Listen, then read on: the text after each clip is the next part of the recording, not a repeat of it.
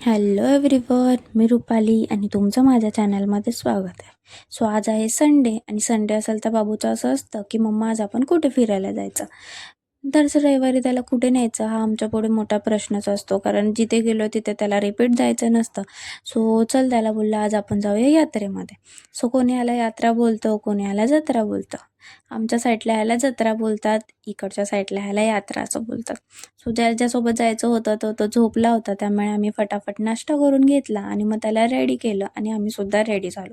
आणि पोचल्यानंतर तर पहिले त्याचं असं होतं की मम्मा पहिले तर मला काहीतरी खाऊ दे. खाऊ त्याला दिला आणि मग आम्ही पुढे जायला निघालो आणि तिथे मला एक छान अशी गोष्ट दिसली होती. त्या पट्टीपासून ते काका छान अशा अंगठ्या आणि काय काय बनवून देत होते, ते फक्त ₹100 आणि या पाळण्यासोबत तर माझी खूप लहानपणीच्या आठवणी आहेत. कारण जेव्हा आम्ही लहान होतो तेव्हा यात्रेला गेल्यानंतर आम्हाला कोणी पैसे दिले तर आम्ही पहिले त्या पाळण्यामध्ये जाऊन बसायचो आणि खूप मज्जा करायचो. कधी फॅमिलीसोबत, कधी फ्रेंड्ससोबत असं आम्हाला जेव्हा चान्स भेटेल तेव्हा आम्ही त्या पाळण्यामध्येच जाऊन बसायचो. आता तर त्या बसायची इच्छा होत नाही, कारण जेव्हा लहानपणी बसायची इच्छा होती तेव्हा पैसे नव्हते आणि आता पैसे आहेत पण इच्छा नाही आहे. असं होतच राहतं.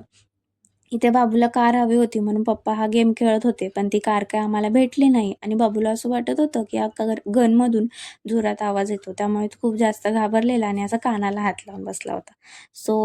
लवकरच ह्या व्हिडिओचा मी सेकंड पार्टसुद्धा टाकेल, कारण हा व्हिडिओ खूप जास्त मोठा होईल. असा होता माझा